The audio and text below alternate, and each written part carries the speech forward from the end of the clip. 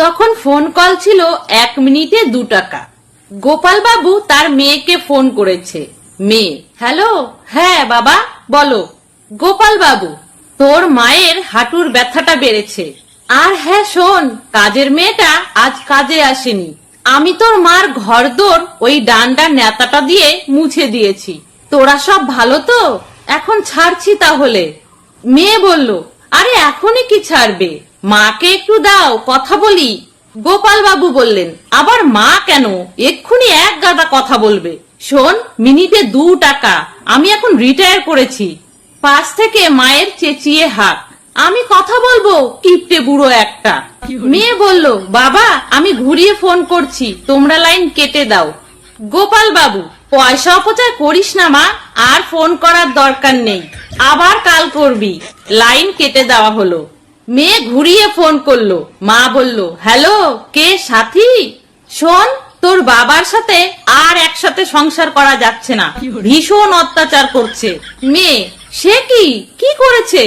মা, শোন, সারাদিন খাই খাই করছে, সকালে 4 বার চা খেয়েছে, সিগারেটের ধোঁয়ায় ঘরে কিচ্ছু দেখা যায় না। এই সবে আমার সাথে কে উঠলো, আমাকে বলছে মুড়ি ঘন্ট করে দিতে। আর বোয়ালের ঝাল 500 চুনো মাছ কিনে এনেছে, কে কাটবে বল?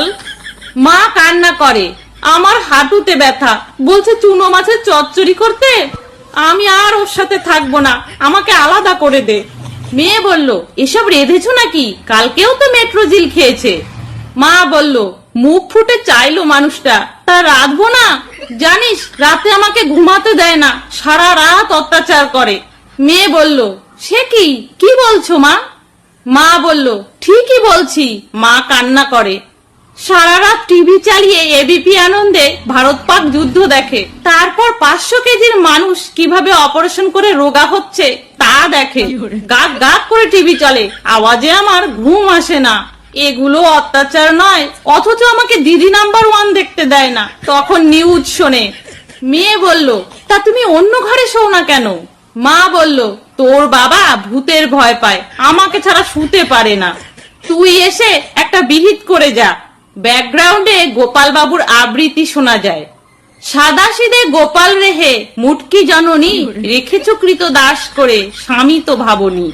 মা বলল, ওই দেখ, সারাদিন ছড়া কাটছে নয় গান গাইছে, লোকে পাগল বলে। মেয়ে বলল, আচ্ছা আমি কাল স্কুল ফেরত যাব, একটু মুড়ি ঘন্ট রেখো। মা, 1 পাতা সেফটিপিন আর সায়ার দড়ি আনবি, আর ন্যাপথলিন। মেয়ে, আনবো মা। মা, এবার রাখি, তোর বাবাকে একটু কড়াইশুটির কচুরি করে দি, সারাদিন খায়নি। রাখছি। তাহলে বন্ধুরা, সাথী ব্যানার্জির লেখা সুন্দর এই মজার গল্পটা আপনাদের কেমন লাগলো অবশ্যই জানাবেন। সকলে ভালো থাকবেন, সুস্থ থাকবেন।